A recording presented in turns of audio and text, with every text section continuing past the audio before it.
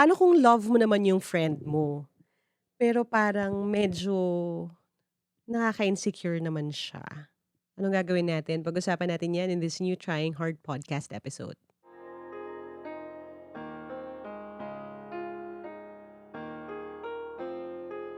All right, welcome to another episode of the Trying Hard with Lyqa podcast. This is another Ask Lyqa episode with Come on. Madam Z. Hello. Ayan, kaya babasahin niya yung letter. Again, hindi ko po ito narinig. Ngayon ko lang maririnig. Yung intro kanina, i-record namin after. Yung ating talk. Gusto niya ba ng BTS? Ayan. Gusto niya ba ng live recording? Parang hindi ako ready sa ganun. Okay, papasubscribe tayo sa Tingnan natin. Yung possibility sa 2024. Sa Patreon. Ako pa yung nagsabi. Halos siya. Kim. I am a Bisaya listener and gusto ko po malaman yung insights nyo about my problem. I have a friend in college that I consider as my best friend. We are in the same program and friend group. Actually, we are the only two girls in the friend group, so I can say na we are close talaga. Lately po kasi, I am feeling a little insecure towards her. I don't want this feeling po. I know for a fact nga we are completely opposites. She is maputi and I'm morena. And one of my insecurities talaga is my skin color.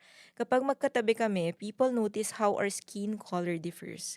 I grew up living to the beauty standard. Maputi or mestiza is beautiful and having morena skin is not. Also, I have curly hair and she has straight hair. I don't want to compare myself to her because I know for a fact na beauty is subjective. I love her as a friend and I don't want to have this ill feeling towards her. I want to be at peace po sana. What can you say po to the people who have insecurities? How can I stop comparing myself to others? It is easier said than done po kasi.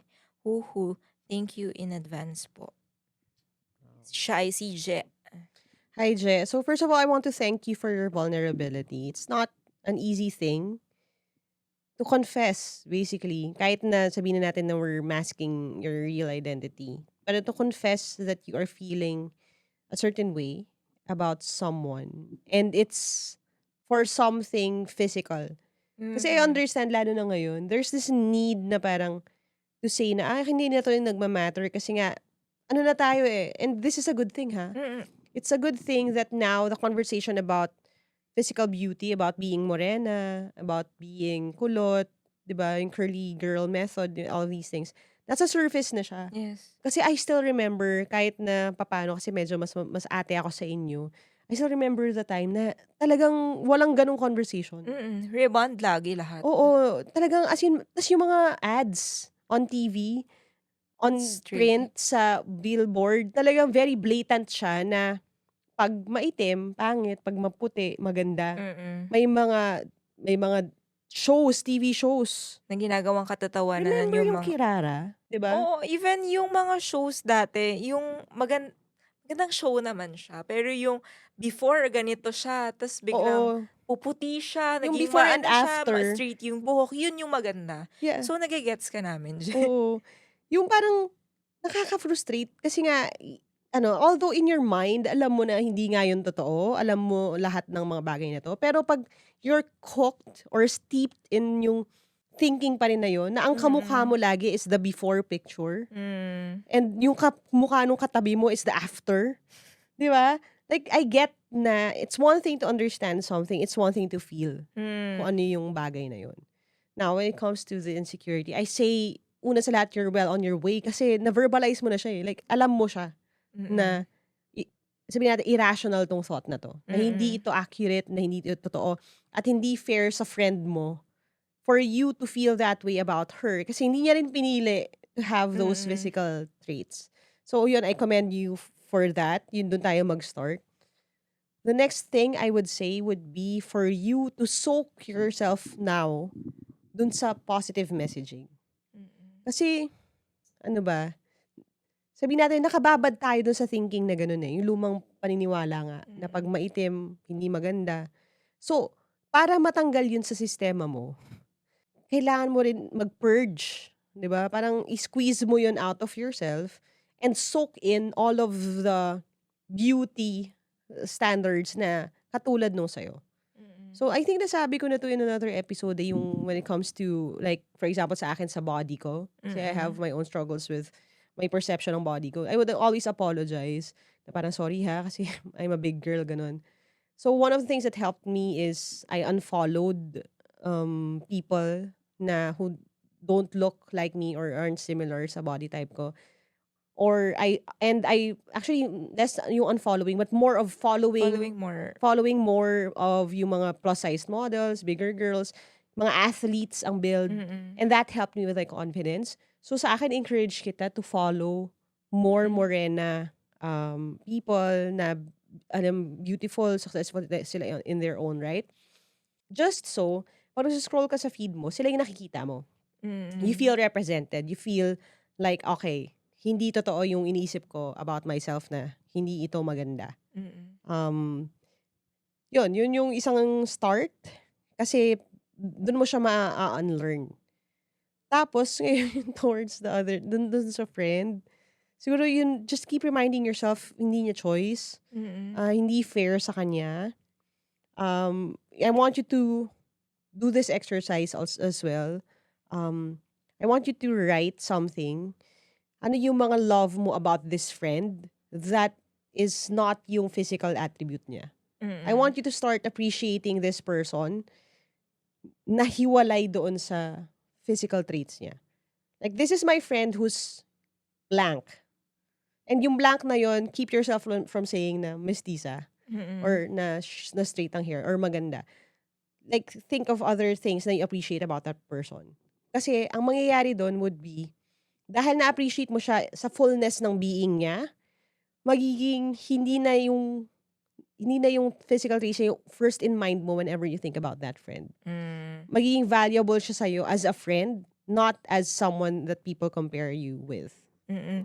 Mahirap talaga yung lagay mo, lalo na kung background mo yung or yung upbringing sa'yo na, uy, ang ganda naman ni ganyan kasi maputi siya or dahil straight yung hair niya. Mahirap talaga yun. Siguro sa akin, related dun sa sinabi mo na write down something about your friend na maganda. Ikaw rin, sa Yeah. sarili mo, magsulat ka rin ng mga bagay na ano ba yung love mo sa sarili mo. Totoo rin yun. Kasi minsan nakakalimutan nating i-appreciate yung, alam mo, gusto ko talaga yung curly hair ko sa totoo lang. Oo. Yung People loving pay for that, by the way. Oo, yung loving yourself, alam ko sobrang cliche niya, pero ito yung isa sa ang daling sabihin, pero ang hirap gawin. Parang yung sinasabi mo sa letter mo na, ang hirap po talaga na gawin na hindi ako maging insecure sa kaibigan ko kasi lagi kami magkasama, ganyan-ganyan. So, i-appreciate mo muna na, ano ba, nagagandahan ka ba sa eyes mo? Nagagandahan ka ba sa shade ng skin Yeah. mo?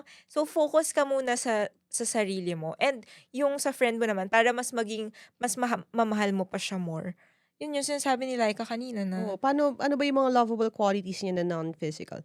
Lovable qualities mo rin na hindi physical. And ano yun ano ba, process kasi ang loving 'di ba? mm, The thing with insecurity kasi is, ano ba, like I understand it gets to a point na it's toxic. Yung pag umabot na sa point na you're so insecure to the point na you pull people down. And I don't think you're at that point pa right now. Kasi there are people who would really, ang gagawin nila, magko-cope sila by making fun of the person they're insecure about. mm. Yung ipuput down nila yung friend nila na yun na parang, ito kasi si ganyan. At least ako, mataas ako sa test, siya hindi.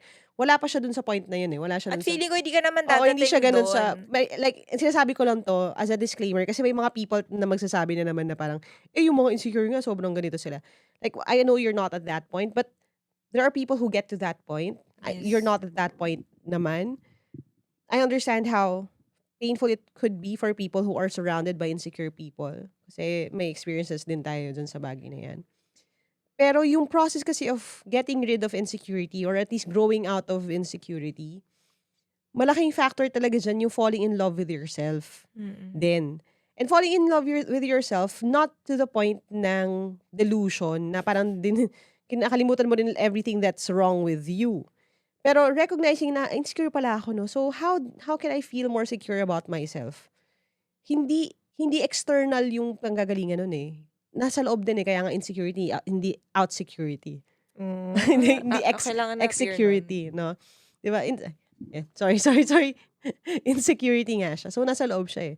So, you really have to work na inward din siya. I-build mo yung sarili mo up, spend time with yourself, write little notes to yourself. And I know if this sounds silly, but these are actually coping tools. Sa therapy, ginagamit din to.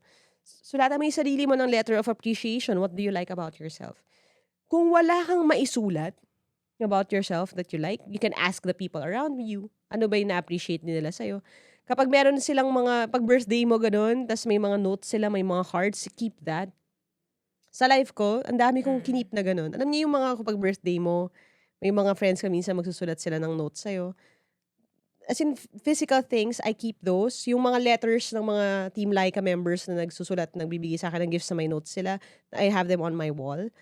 Kasi I use them as encouragement kasi I need something to remind me of who I am and how they see me.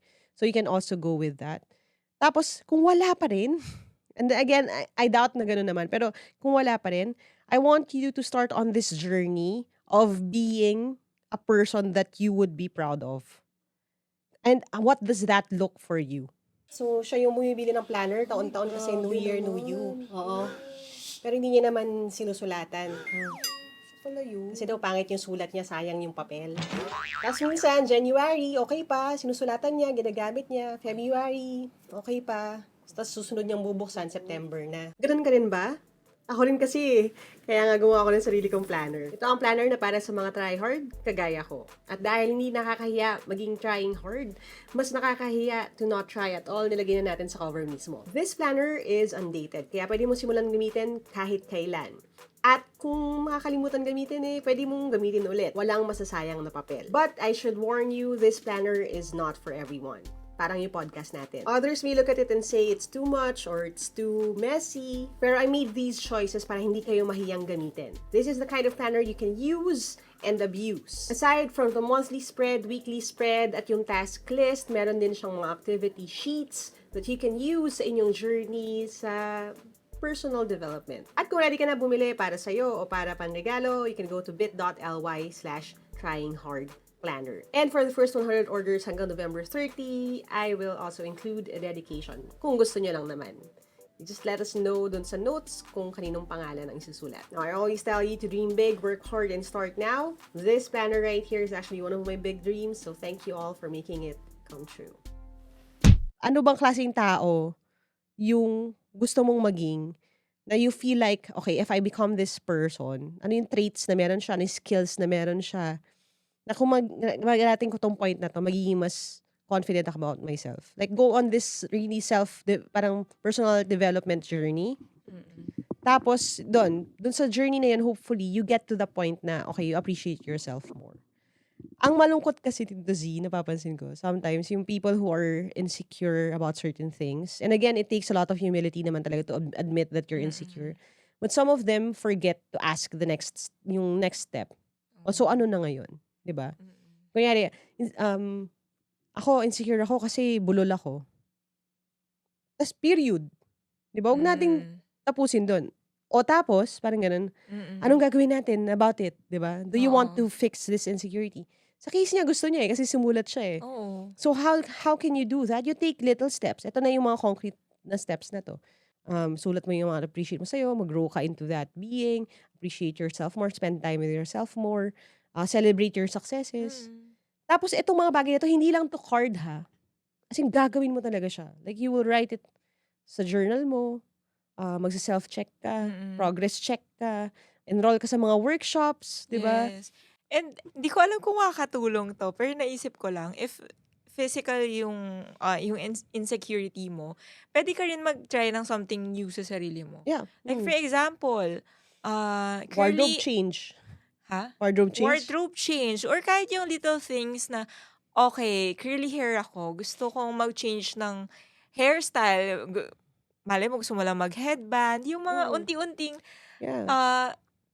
changes Little changes. na basta yung masisiyahan ka sa ginawa mo. Yeah. Oo, totoo rin yun. Diba?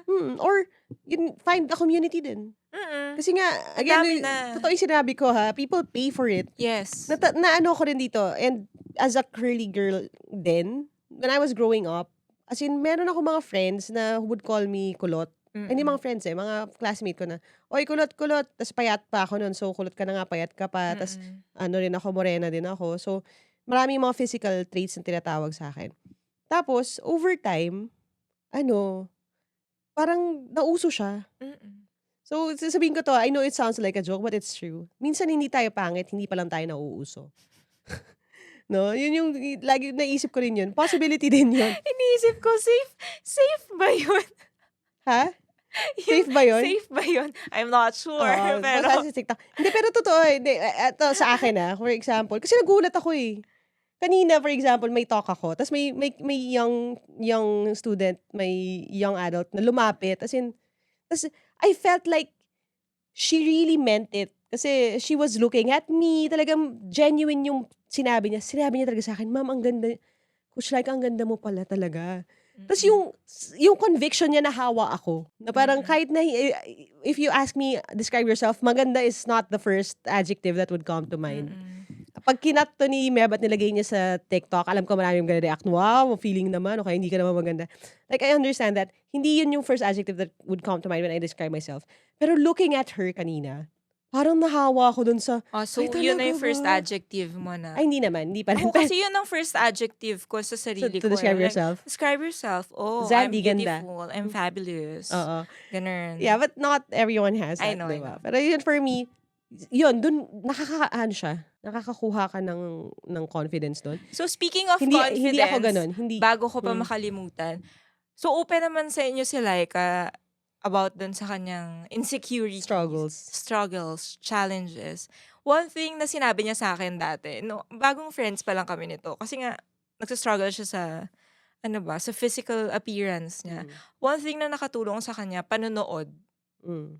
Sa, for example, yung sa Drag Race. Yeah, totoo rin yun. Kasi yung mga drag queens, iba yung confidence nila, Mm, yung nakakahawa. So, baka makatulong lang din sa'yo na mag-consume ka ng content. yeah, Like, mm. yung mga ganun na Mahawa ka sa parang, wow, ang oo, galing, no? Ang mm. confident nila. Mahawa ka sa confidence ng iba.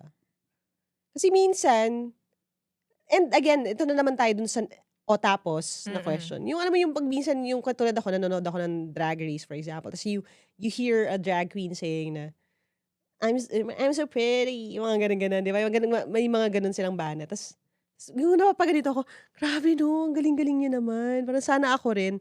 Tapos na naman dun, Mm. na parang, "O tapos?" Ta's dinudugtungan ko siya na parang, "Baka puwede rin ako." Yun, dugtungan mo lang ng konti na parang gusto ko rin, parang pahingi naman ng Mm. confidence, paambon naman, gusto ko rin maging gano'n. Hindi na lang siya lagi yung buti pa siya, pero Mm. baka puwede rin ako. Tapos yun, it changes your perspective on things. Mm. Tas yun nga, pero alam ko hindi politically correct yung sinabi ko, pero i-o-own ko talaga yun. Minsan hindi ka talaga, wala ka pa sa era mo, kumbaga. Hindi ko talaga naisip sa buong buhay ko na may magsasabi sa'kin na, "Uy, ang ganda mo." Hindi talaga, Hindi niya sobrang na-imagine na one time nasa mall kami, closing time, may nakasalubong kami. "Coach Lyca!" Gano'n. Ta's parang, "Hi." Di naman siya nagpa-picture, pero ah, nag-hi lang, "Hi." Ta's edi nagkasalubong kaming gano'n. mm, Pupunta kami dun sa left side para sa mga hindi nanonood, mm. yung kasalubong namin right side. Ta's ang layo na namin sa isa't isa, bigla siyang sumigaw na, "Coach, ang ganda mo!" Oo, sa mall. Sa Tas mall, sumigaw siya. nag-gimbal ako. Pero ano, it's another exercise for me na kasi usually 'pag ganun sasabihin ko, "Hindi." Pero sa akin, dahil Si nga nasa journey ako na again, alam ko nga na insecure din ako about mm. my looks, meron akong struggles ako sa inferiority at everything. I made a choice. Those are the little choices nga na I'm telling you na when someone tells me I'm beautiful, I'm no longer allowed to say hindi. Say thank you. Oo, talaga. Grabe, yung mga ganun. "Uy, salamat, ikaw Kahit nasa din." dulo na ng O dila. kahit gustong-gusto ko sabihin na, "Hindi, that's not true." Or actually, a rule ko na yun when it comes to compliments. And it's very hard for me na sabihin na, hindi yan totoo." Although, shout out lang, meron akong teammate sa basketball na si Ate Dangdang, si Dayan. And ano siya, sinabi niya na yan sa'min, high school kami nito ha, sinabi niya na yun na parang parang ayoko naiinis ako dun sa mga yung pupurihin mo, yung sasabihan mo na ganito lang yung pagkakasabi niya ha, nami-miss ko tuloy si Dangdang. Pero yung sasabihin mo 'di ba, "Ang ganda mo, tol ang ganda mo ngayon." Tapos sabihin nila, "Hindi, hindi." Dapat mag-thank you 'di ba? Kasi siya Mm. yung type of person naman who likes to compliment people. Hmm. Ta's na-o-offend siya 'pag sinasabi nung tao na kinompliment niya na, "Hindi, hindi." Kasi ano yun, sinungaling ako, parang gano'n. Mm. Sinabi na niya yun sa'kin noon, hindi siya masyadong nag-sink in sa'kin, ngayon ko siya ina-apply. So maybe that could also help you. So Yes. again, these are little choices that you could make na over time 'pag nag-accumulate sila, you would learn parang naggo-grow ka into acceptance of who you are and seeing yourself through the eyes of other people. Mm. Or actually nakakatulong, through the eyes of a dog. Kasi Si Hailey. si Hailey hindi hindi ko talaga lang siya aso sa'kin pero si She a Hailey is my baby. baby. And all the time when I feel down, I feel ugly, I feel like, "Oh no, I'm the worst person ever. I did something na, palpak," gano'n. And then I would come home or, be in bed with her and then she would look at me like I'm the most awesome person in the world. Those eyes na parang na love niya pa rin ako.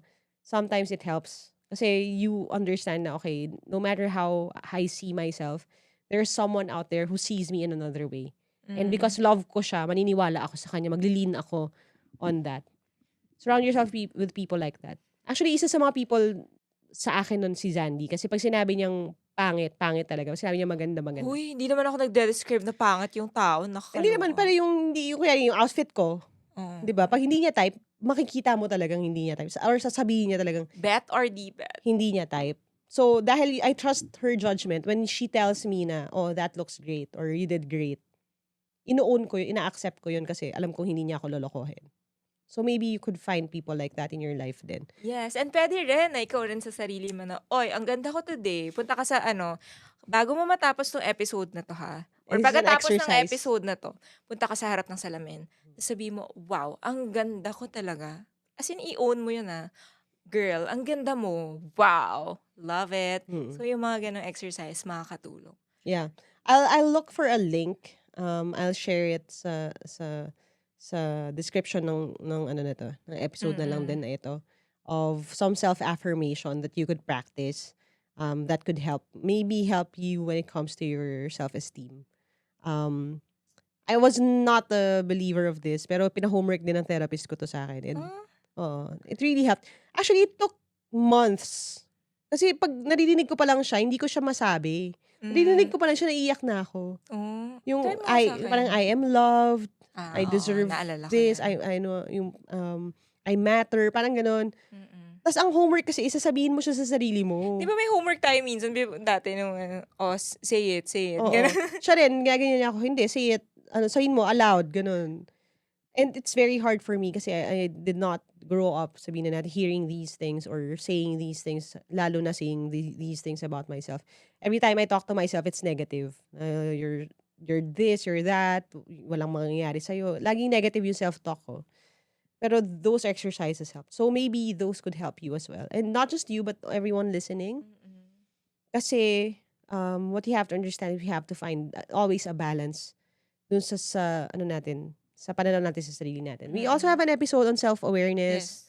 Comparing yourself to compare yourself to others. others. Those could also help you, but understand that, again, kasi ito na naman yung comment 'pag may nakarinig naman na ng supercut sa TikTok na parang, hindi naman laging tama. Oo, totoo yun, wala namang extremes. Pero you really have to find a way na ibalanse siya.